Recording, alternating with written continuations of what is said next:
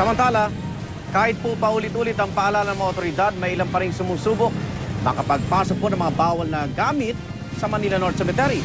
At nakatutok din dito live si Jiggy Manica.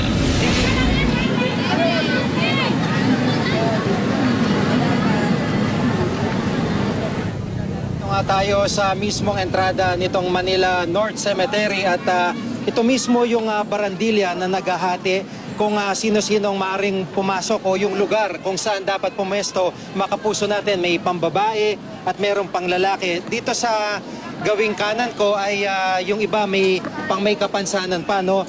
Ito yung binabanggit mo, Igan, na mismong mga nakumpiska na mga bagay dahil dito pa lamang ay napakahigpit na ng seguridad gaya ng ating mga nakita nitong nakarang taon.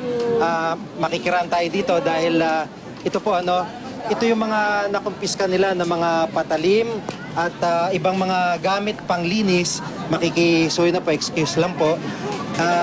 Ito yung pinagbabawal ngayon dahil October 31 na, bisperas ng Undas, ay pinagbabawal na po ito dahil upang maiwasan na yung mga pagkakaroon ng away o magkakasakitan, lalo na ito pong mga bagay na nakakasunog, kaya gaya po ng gaas o kaya iba pang mga klaseng panglinis. So ito po yung pinagbabawal dito, kaya merong mga number, tinatag po nila ito ng mga numero upang mabawi din ng mga kababayan natin na nag-iwan dito ng kanilang mga gamit at daladalahan para po hindi makagulo din sa ibang mga dadalaw.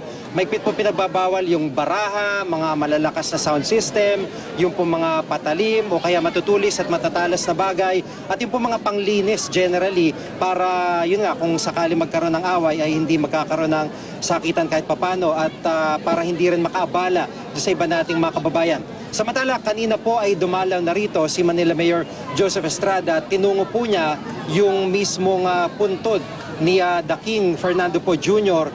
Narito po ang aking report. Hindi na ipinasok ni Manila Mayor Joseph Estrada ang kanyang sasakyan sa Manila North Cemetery. Naglakad na siya patungo sa puntod ng yumaong matalik na kaibigang si Fernando Poe Jr.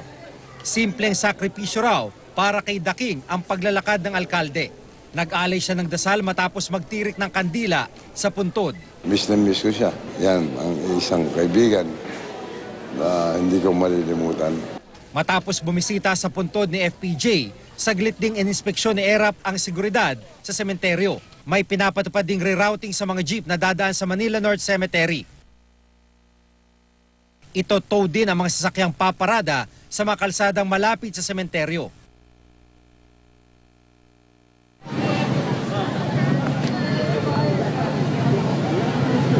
Samantala, narito po tayo sa mismong booth ng GMA at ito po yung public service booth na nakikita natin taon-taon at sa pagkakataong ito ay marami pa rin pong mga libre na po pwede pong makuha dito yung ating mga kababayan. Meron pong libreng bulaklak, libreng kandila at libreng charging ng mga cellphone.